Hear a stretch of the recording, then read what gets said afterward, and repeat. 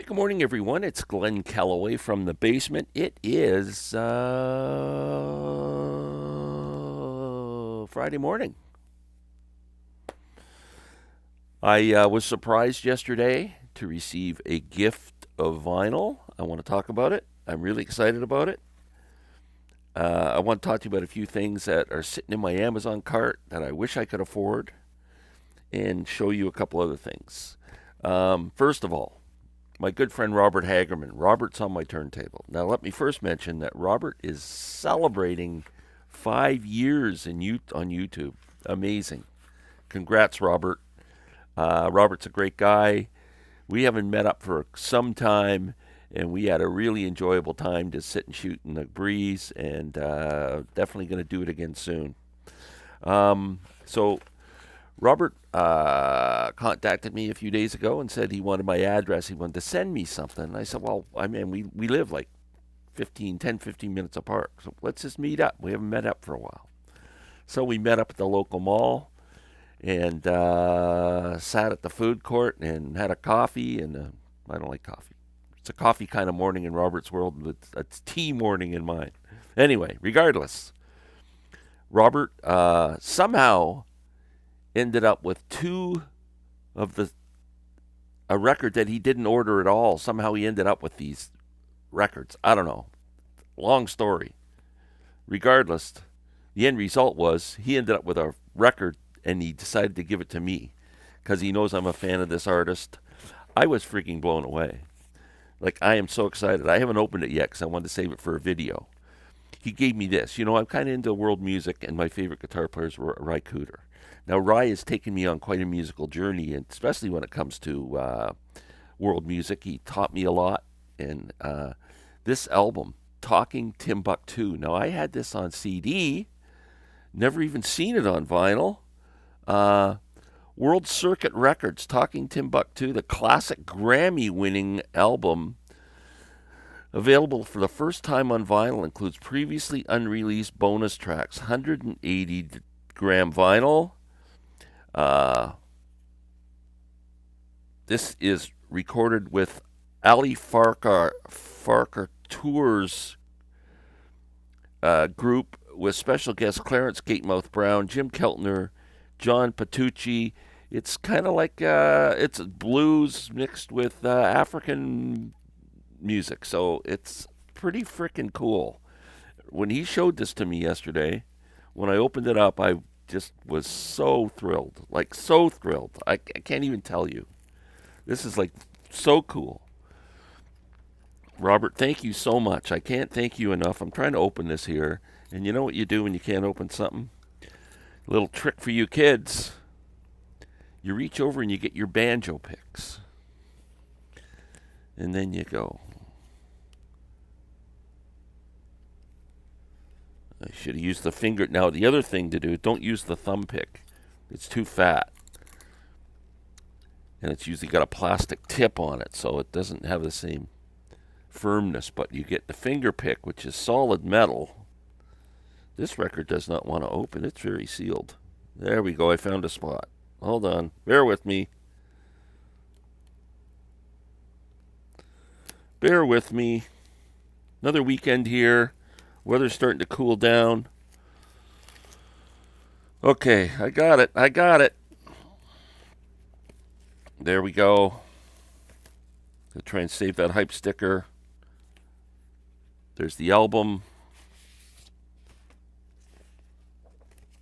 2 records.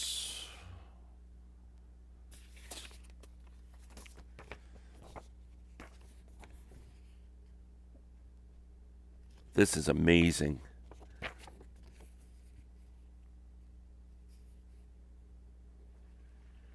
Wow, just absolutely thrilled. Robert, you're the best, man. Thank you so much. Please, if you're not familiar with Robert's channel, Robert's on my turntable, go over and subscribe and watch Robert's videos. He's an awesome dude. Next. Well, here, I brought these over to show you guys, too, just in case you're interested. So, like I said, Rye's been a big influence on my love of world music. And The other one he did, I don't have on vinyl, Meeting by the River, which was done with East Indian gentleman V.M. Bott. Another great album, kind of blues with an Indian feel to it. And an album that is a guitar album recorded with a guy named Manuel Galban, Mambo Sinuendo, which is, oh man, it's like Tex-Mex meets surf music. It's very interesting guitar album. Great stuff. Rye's just amazing. Amazing. Okay, next. You know, Grateful Dead's my favorite band. Recently, in the last couple of months, they put out a 19-disc set dealing with some shows from 1978. Now, I like that year for the Grateful Dead. I like because the songs they were playing at that time are some of my favorite Dead songs, like Eyes of the World, Estimated Prophet, stuff like that. It wasn't like 72 when they were kind of at the top of their game, playing stuff, obviously, that wasn't written yet. They couldn't do it. So anyway, they released. I couldn't afford the box set, but I wanted one of the shows, and they released it independently. It's called Duke 78. Now it's from Cameron Indoor Stadium, Duke University, Durham, North Carolina, April 12th, 1978. There it is. I get this.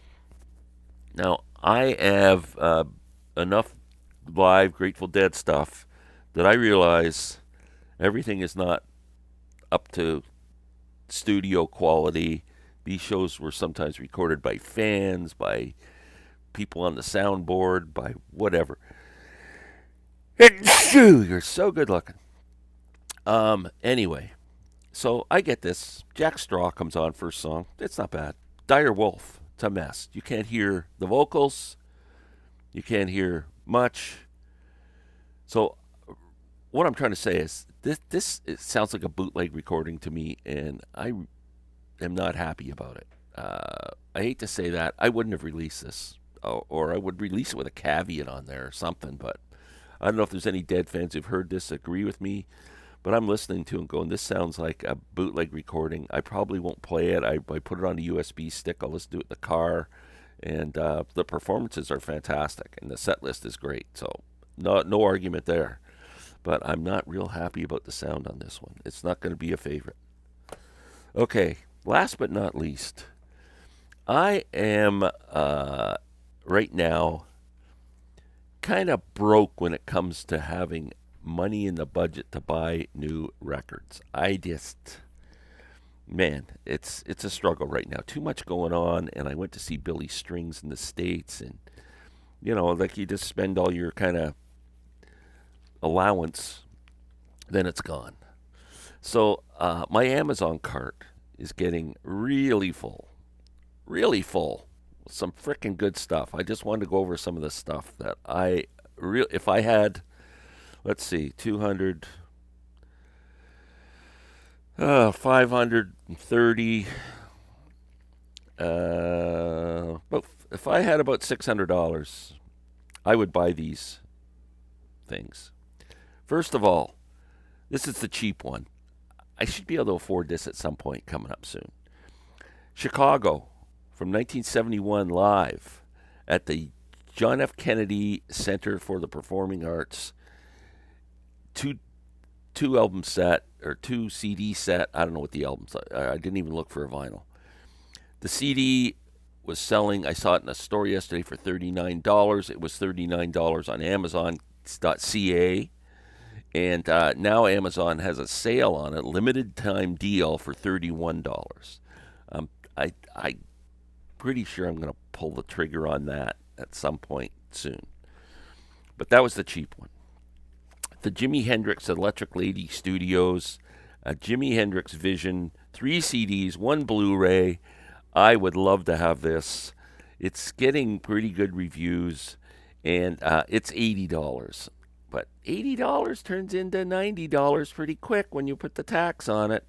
I looked up as Amazon.com. It's $60. Why does that just sound so much better? But, with the exchange rate of 35% or more up here, it gets costly. But Jimi Love to have that. I don't know if any of you guys have it. You can let me know. Yes, Fragile, Super Deluxe, vinyl CDs, same thing they did with the Yes album. Fantastic. That Yes album set was fantastic. Well done. $112 in Canada, $76 on Amazon.com. Uh, Again with tax, $125. I just, between that and Jimmy, that's $210, $220. Don't have it. And last but not least, Rory Gallagher at the BBC. 18 discs. This has got to be fantastic. It's $330 up here, $329. In the States, it's $203. Now, the good thing about this is I don't know if I need 18 discs of Rory Gallagher at BBC, much as I would like to have it, but that's kind of it's for rich people. There's a 2-disc version that's $30, $29 up here. So at some point, I should be able to find the money for that. But yeah, there's some great stuff. I would love to know if any of you have the Yes Fragile set, or Hendrix, or Rory, or have heard the Chicago live. Let me know. And we will see you on the weekend, I promise. Take care.